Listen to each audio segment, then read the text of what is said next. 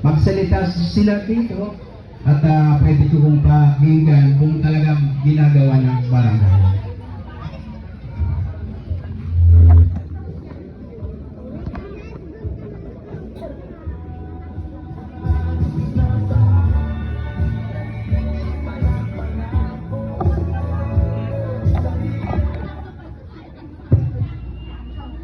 Dalawang bagay lang iiwan kong salita sa inyong mga kabarangay namin. Kung ang sistema ng barangay gusto niyo pa at gusto niyo nga diyan pa rin ang pamunuan nila, boto niyo sila. Sa kontento kayo Pero pag gusto niyo magbago talaga ng kalakaran ng barangayan, bigyan yung chance yung mga baguhan. Hindi naman ako baguhan. 20 years na ako sa barangayan. At boto mo sila kung gusto nila. At alam nyo nga, makakatulong sa inyo, pero yung sistema, ganyan pa rin. Huwag kayo maghahanap ng bagong sistema kung boboto nyo sila. Humanap kayo ng bagong lumalaban na maglilingkod ng tapat at totoo sa pamamayan ng Barangay 183.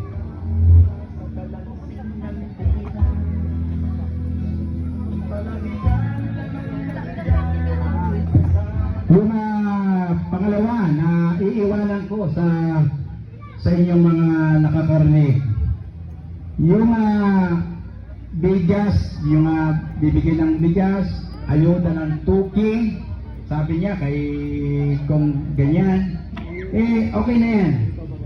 Tanggapin nyo at bilhin nyo ng pagkain, pero pagdating sa eleksyon naman, mag-isip-isip naman kayo. Yung binigay sa inyo ng tuki, nandiyan na yan. Pero pag hindi nyo sinunod yung puso nyo, yung utak nyo, nasa iyo. Babawiin yan na yung tuki nyo, baka maya 2 taon kami na lilingkod, kuhanin naman yung binigay sa inyo.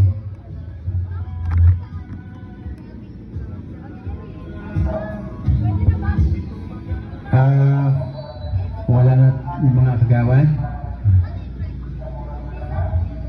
Baka meron kayong yung natin Jer, ubos na yung sopas para magka-merienda na sila. Maraming salamat po at mabuhay ang Barangay 183.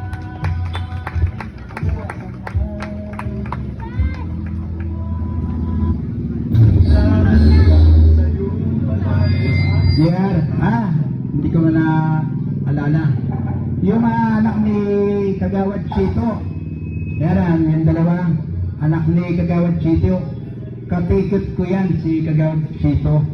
Si Sagwada naman, si Kuya Buboy Kamato, baka parang hindi ko na banggit sa inyo. Si Kuya Buboy Kamato, board ng Guada yan. Kasama natin yan, lalaban din sa bilang isang kagawad. Dito sa Mountain Heights, Kagawad Rodron Cansiran, Kagawad Vincent Salivio, Kagawad Purdy, si Purdy. Tapos sino pa yung si Kagawad Junior pala, nakatikit din sa amin yan.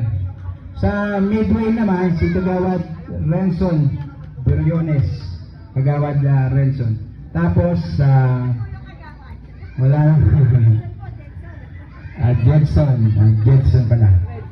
Nakakalito, Kagawad kaya nga pag nag-assume tayo, Totong na lang, Kagawad Totong.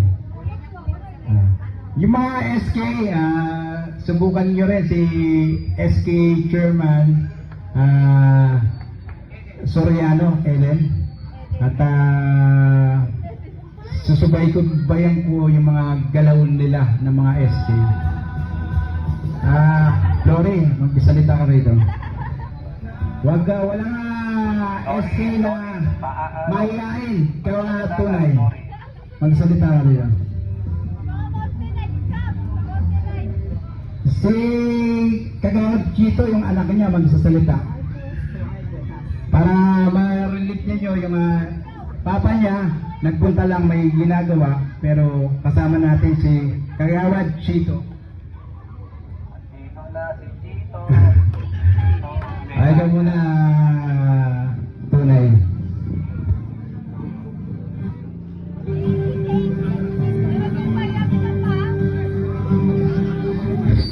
Huwag kayong mahiya kasi dapat may hubog kayo.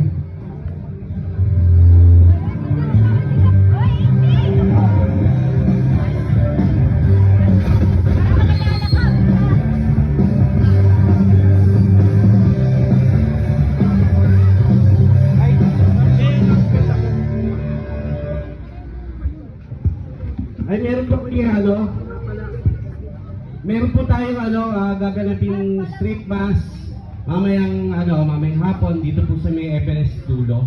Sa may Makiling, so inibitahan po namin kayo na umatin po ng misa po. Alas 3 po, so alas 4 po siguro yun. So yun po namin kayo na umatin po ng misa, no? Kayo po dyan ang pin kung available kayo. Dupon. Salamat po ng marami.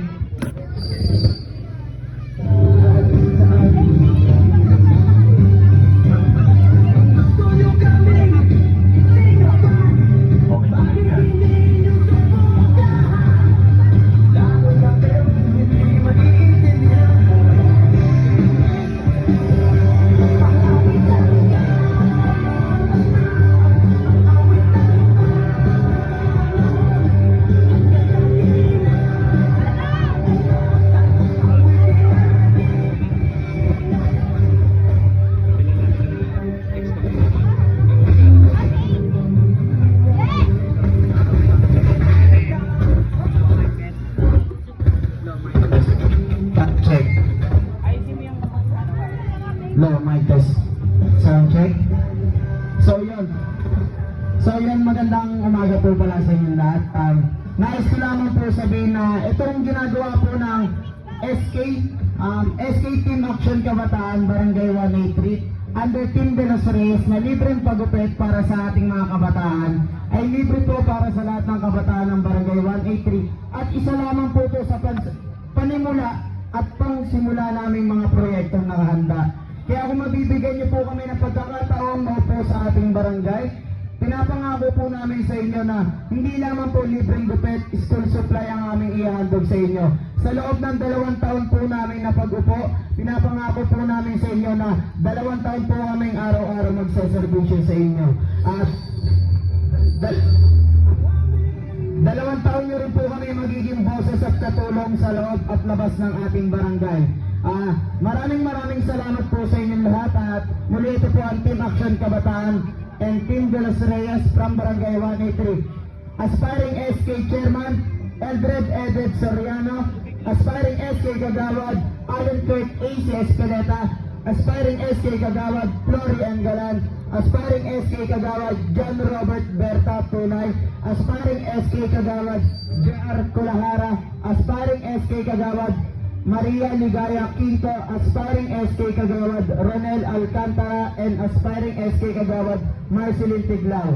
Kasama po ang aming Team de los Reyes na pinapangunahan ng aming Kapitan to be Cap Mel de los Reyes, kasama ang kanyang mga kagawad, Kagawad Jetson Tatang Brianes, Kagawad Chito Melaya, Kagawad Pres Ron Canceran, Kagawad Boboy Canato, Kagawad Vincent Bombay Salibio, Kagawad Freddy Galindos, at ng aming guest candidate, Kagawad Federico Wani Jr. Maraming salamat po.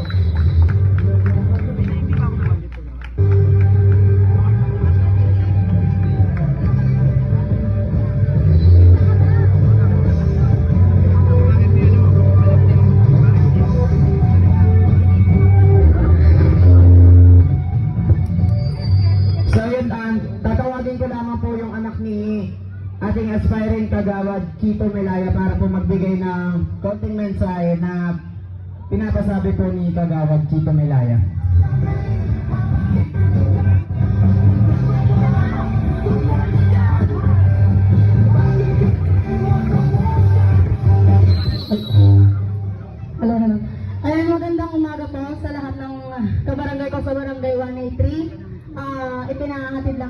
aking ama. Na kanina kasi nandito siya, pero may pinuntahan lang. So, yung adhikain ng aking tatay na si Tito Milaya, kung maluklok man siya sa bilang kagawad, ang adhikain niya po is yung para sa mga senior citizen na magkaroon daw po ng yung income na yung may makukuha daw po na kahit 500 para sa maintenance sa mga gamot. Yun lang naman yung gusto ng tatay ko kasi malapit na rin siya gumraduate. malapit na rin siya mag 60 years old. Pero matagal-tagal ka naman. Parang yun lang yung ano yung gusto ng papa ko na may ano yun sa mga matatanda nga sa mga senior citizen, yung sa mga gamot po nila, yun sa mga maintenance.